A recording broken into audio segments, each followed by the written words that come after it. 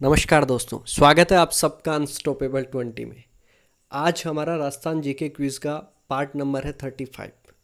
एक छोटी सी शुरुआत थी कि जिसमें मैं रोज़ आपके लिए 10 क्वेश्चंस की सीरीज़ है वो मैंने स्टार्ट की थी और धीरे धीरे धीरे आज हम 35 पार्ट पे है वो पहुंच चुके हैं। यानी कि आज को मिला के 350 क्वेश्चन है वो हम कंप्लीट कर लेंगे। लेकिन ये 10 क्वेश्चन ही नहीं होते हैं, मैं इनके बारे में पूरा डिटेल में समझाता हूँ और उनसे रिलेटेड चीज़ें भी मैं आपको बताता हूँ। तो आप सबको क्या करना है, एक डेली आदत डालनी है, हैबिट डालनी है कि सुबह उठ के ये वीडियो आप ज़रूर देखें, ताकि आप अपनी तैयारी की जांच भी कर पाएँ कि हमें कितना पढ़ना है और किस टाइप के क्वेश्चन एग्ज़ाम में पूछे जाते हैं। और एक ख़ास बात आपके लिए कि जब आप वीडियो देख रहे हैं, आपको बेनिफिट मिल रहा है अगर, तो आप वीडियोस को शेयर ज़रूर करें, अपने दोस्तों तक, अपने परिचितों तक ज़रूर पहुंचाएं। तो चलिए फिर बिना कोई समय गंवाए सीधे क्वेश्चन पे आते हैं। पहला क्वेश्चन है हमारा, जयपुर के जंतर मंतर को यूनेस्को ने कब विश्व विरासत सूची में शामिल किया? कब शामिल किया ये हमें बताना है। तो देखिए, जंतर मंतर को शामिल किया गया, वो किया गया 2010, 1 अगस्त 2010 को यूनेस्को की विश्व विरासत सूची यानी कि वर्ल्ड हेरिटेज लिस्ट में शामिल किया गया। इस वर्ल्ड हेरिटेज लिस्ट में शामिल होने वाला ये राजस्थान की पहली सांस्कृतिक धरोहर है। मैं क्या कर रहा हूँ, रिपीट कर रहा हूँ, ये पहली सांस्कृतिक धरोहर है। लेकिन अगर आपको पूछे कि प्राकृतिक श्रेणी में, मतलब विश्व धरोहर सूची में प्राकृतिक श्रेणी में अगर आपको पूछे, तो वो 1985 में जो भरतपुर का गन्हा अभ्यारण्य है उसको शामिल है, वो किया गया था। अब देखिए, जंतर मंतर की बात हुई है तो इसका निर्माण है वो जयपुर के शासक जयसिंह ने करवाया था। 1734 में इसका निर्माण है वो कंप्लीट हुआ था और ये देश की सबसे बड़ी वेधशाला। इसमें खास क्या है, इसमें टोटल जो है वो 14 यंत्र हैं जो समय मापन, सूर्य और चंद्र ग्रहण की भविष्यवाणी और तारों की स्थिति और गति का पता लगाने के ये काम है वो आते हैं। इसे सटीक भविष्यवाणी है वो संभव है, जिसमें कई प्रकार के यंत्र जो मैंने 14 बताए आपको, जैसे कि सम्राट यंत्र है जो कि विशाल सूर्य घड़ी है, जयप्रकाश यंत्र है, राम यंत्र है जो कि हाइट मापने के काम आता है। इस प्रकार है। इसके अलावा जयसिंह ने ऐसी ही 4 वेधशालाएं और बनाई थी जो कि दिल्ली, उज्जैन, बनारस और मथुरा में थी। तो इतना आप जंतर मंतर से रिलेटेड है वो याद रखेंगे। चलिए नेक्स्ट क्वेश्चन पे आते हैं और नेक्स्ट क्वेश्चन है हमारा, जाट जाति का प्लेटो किस शासक को कहा जाता है? सूरजमल, चूड़ामन जाट, बदन सिंह या जवाहर सिंह? तो देखिए, जाट जाति का प्लेटो जो कहा जाता है वो कहा जाता है सूरजमल को। ऑप्शन ए यहाँ पे सही होगा। यानी कि कूटनीतिकता के ये धनी थे तो इसीलिए इनको जाट जाति का, प्लेटो या जाटों का अफलातून भी कहा जाता है। इसके अलावा सूरजमल से रिलेटेड आप एक चीज़ और याद रखेंगे जो भी एग्ज़ाम में पूछने लायक बन सकती है ये चीज़, कि डी के प्रसिद्ध महलों का निर्माण भी सूरजमल के शासनकाल में है वो हुआ था। ये आप ध्यान में रखेंगे। चलिए, अब इसके अलावा अगर मैं बताऊं बदन सिंह, तो बदन सिंह ने क्या करवाया था? भरतपुर का दुर्ग या लोहागढ़ दुर्ग है वो बनाया था, जिसको कि अभेद दुर्ग जो है वो कहा जाता है। ठीक है, ये आप ध्यान में रखेंगे। इसके अलावा चलते हैं हम नेक्स्ट क्वेश्चन पे और नेक्स्ट क्वेश्चन है हमारा, अधर देवी का मंदिर कहाँ पर स्थित है? ऑप्शन है बाड़मेर, माउंट आबू, भीनमाल या तलवाड़ा। तो अधर देवी का मंदिर जो दोस्तों वो है माउंट आबू में, यानी कि सिरोही में। अब ये जो अधर देवी जो है इसका नाम क्या है? अरबुदा माता भी है इसका नाम। ठीक है, माउंट आबू कस्बे से लगभग जो है 4200 फीट जो ऊंची पहाड़ी है उस पे ये अब अरबुदा देवी का मंदिर है। और इसको क्या है कि ये मंदिर जो है विशाल शिला के नीचे नीचे स्थित है, इसलिए इसको संकड़े मार्गों में और बैठ के जाना होता है इस मंदिर तक पहुंचने के लिए। और जब इस देवी की मूर्ति को हम दूर से देखते हैं तो ये मूर्ति जो है वो भूमि को स्पर्श नहीं करती, ऐसा हमें प्रतीत होता है, इसीलिए इसको अधर देवी का मंदिर है वो कहा जाता है। देखिए, यहाँ पे देवियों की बात हुई है, लोक देवियों की बात हुई है, कुछ चीज़ें आप यहाँ से रिलेटेड रखेंगे, जैसे कि नागणेची जो लोक देवी है वो जोधपुर के राठौड़ों की कुलदेवी है, ये आप ध्यान में रखेंगे। इसके अलावा जो आपको याद रखनी है कि आशापुरी या महोदरी माता है वो जालोर के सोनगरा चौहानों की कुलदेवी है। इसके अलावा अगर आपको पूछा जाए कि बाण माता जो है, बाण माता वो सिसोदिया राजवंश की कुल देवी है। दधीमती माता जो मैंने पूछा था, जो दाधिच ब्राह्मणों की आराध्य देवी है। इसी प्रकार नाई जाति की अगर कुल देवी पूछी जाए तो नारायणी माता। इसके अलावा भी बहुत सारे हैं, तो आपको ये सब चीज़ें हैं वो ध्यान में रखनी है, आपको चीज़ें वो रिकॉल है वो होती जाएगी। राजस्थान राज्य की सबसे बड़ी फड़ किस लोक देवता से संबंधित है? तो ये लोक देवता से संबंधित है वो कौन है?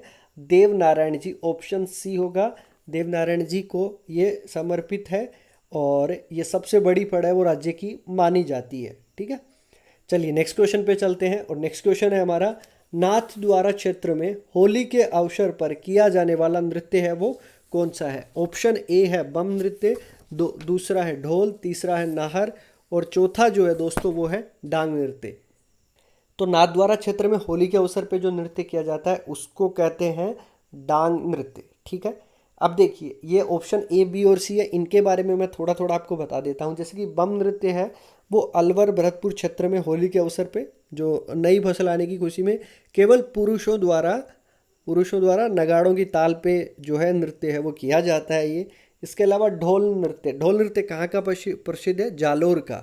ठीक है, और सांचलिया संप्रदाय में विवाह के अवसर पर किया जाने वाला ये नृत्य है जिसमें पुरुष जो है कलात्मक तरीके से ढोल बजा के और तलवार को मुंह में रख के नृत्य है वो ये किया जाता है। ठीक है, इसके अलावा नाहर नृत्य है, ये भी जो है होली के अवसर पे ही किया जाता है, भीलवाड़ा जिले के मांडल गांव में होता है।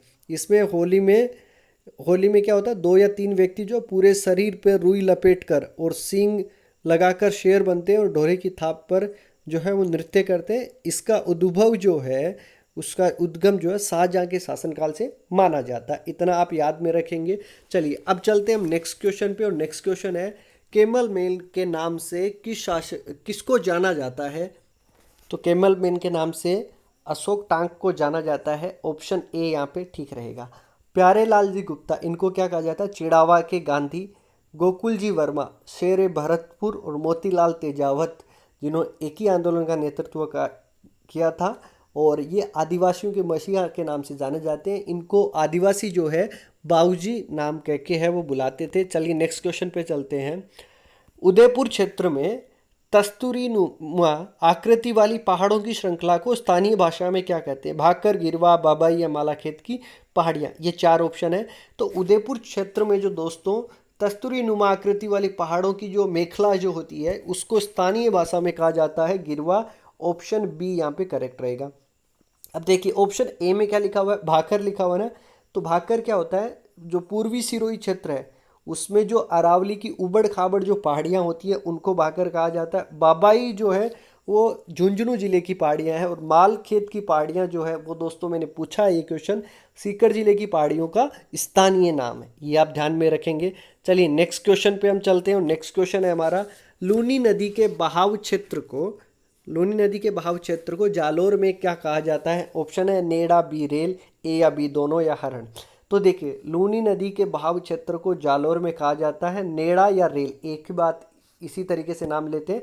तो इसका मतलब इसका आंसर जो रहेगा ए और बी जो है वो दोनों रहेगा।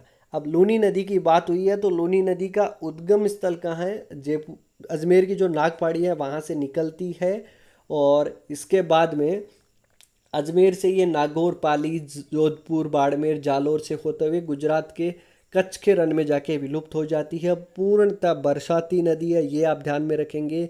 इसका जल देखिए 2-3 इंपॉर्टेंट क्वेश्चन यहाँ से बनते हैं। बालोतरा तक तो मीठा होता है और बाद में नमक के कण इसमें मिल जाते हैं तो ये खारा है वो हो जाता है ना, ये आप ध्यान में रखेंगे। इसके अलावा एक इम्पोर्टेंट क्वेश्चन यहाँ से बनता है कि लूनी नदी में दाईं ओर से, सारी नदियाँ इसमें बाईं ओर से मिलती है, केवल एकमात्र नदी है जो कि राइट साइड से दाईं तरफ से मिलती है, उस नदी का नाम क्या है? जोजड़ी, ये आप ध्यान में रखेंगे। नेक्स्ट क्वेश्चन जो है उस पर चलते हैं हम। राजस्थान के किस संभाग का न्यूनतम क्षेत्रफल है? तो देखिए इसको तो बाई ऑप्शन भी आप कर सकते हैं। कैसे? देखिए जयपुर, जोधपुर, उदयपुर, यहाँ पे जयपुर के अंदर कितने जिले आते हैं? 5 जिले आते हैं। जोधपुर के अंदर की अगर मैं बात करूँ तो 6 जिले आते हैं। उदयपुर के अंदर भी 6 जिले आते हैं। भरतपुर के अंदर, यहाँ पे भरतपुर का है वो न्यूनतम क्षेत्रफल है संभाग का, तो ऑप्शन डी यहाँ पे सही रहेगा। भरतपुर में कौन कौन से आते हैं? एक तो भरतपुर हो गया खुद, धौलपुर, करौली और सवाई माधोपुर, 4 जिले हैं वो आते हैं। इसका न्यूनतम क्षेत्रफल है वो है। जयपुर की अगर मैं बात बताऊं तो जयपुर में कौन कौन से आते हैं, जयपुर, सीकर, झुंझुनू, अलवर और दौसा आते हैं। ठीक है, इसमें सर्वाधिक जनसंख्या है जयपुर संभाग की, सर्वाधिक जनसंख्या जो घनत्व है वो भी है, सर्वाधिक अनुसूचित जाति यानी कि एससी कैटेगरी मतलब है, और सर्वाधिक साक्षरता भी जो है वो जयपुर संभाग की है, ये ध्यान में रखेंगे आप। जोधपुर की मैं अगर बात करूँ तो सर्वाधिक क्षेत्रफल वाला संभाग कौन सा है, वो जोधपुर है। इसके अलावा उदयपुर की मैं बात करूँ तो सर्वाधिक अनुसूचित जनजाति प्रतिशत और सर्वाधिक लिंगानुपात जो है वो उदयपुर संभाग में होता है, ये आप ध्यान में रखेंगे। और ये आज का जो है वो दोस्तों लास्ट क्वेश्चन है जिसमें पूछा गया है आपका कि सड़कों से जुड़े सर्वाधिक गांव वाला जिला राजस्थान का कौन सा है। तो सड़कों से जुड़े और सर्वाधिक गांव वाला जिला दोस्तों वो है गंगानगर, ऑप्शन बी यहाँ पे करेक्ट रहेगा। अब इन चारों ऑप्शन के बारे में जो बचे हुए उनके बारे में बात कर लूँ। सिरोही के बारे में ध्यान रखेंगे, सड़कों से जुड़े न्यूनतम गाँव वाला जिला। उदयपुर जो है वो मैंने नहीं लिया, जैसलमेर लिया है यहाँ पे। तो जैसलमेर के बारे में मैं आपको बता दूं कि सड़कों से जुड़े न्यूनतम पंचायत मुख्यालय वाला जिला है। और एक उदयपुर का ध्यान रखें कि उदयपुर जो है दोस्तों वो सड़कों से जुड़े सर्वाधिक पंचायत मुख्यालय वाला जिला है, ये आप ध्यान में रखेंगे। और ये रहे आज आपके लिए आज के सवाल, जिनका जवाब आपको कमेंट बॉक्स में देना है। तीनों क्वेश्चन है, स्क्रीनशॉट ले लीजिए, जिसका जवाब आप कमेंट बॉक्स में देना है आपको। और उम्मीद करूँगा ये वीडियो आपके लिए लाभदायक रहेगा। अगर आपको ये जो मेरा छोटा सा इनिशिएटिव है, छोटा सा प्रयास है, अगर आपको अच्छा लग रहा है और आपके लिए हेल्पफुल है तो आप ज़रूर वीडियोस को शेयर ज़रूर किया करें, क्योंकि हम 1000 सब्सक्राइबर के बहुत नज़दीक हैं दोस्तों। ये जैसे ही कंप्लीट हो जाएंगे मैं कुछ और अच्छा आपके लिए कर पाऊँगा। सो मिलते हैं नेक्स्ट वीडियो में, तब तक अपना ख्याल रखें, सुरक्षित रहें। जय हिंद, जय भारत।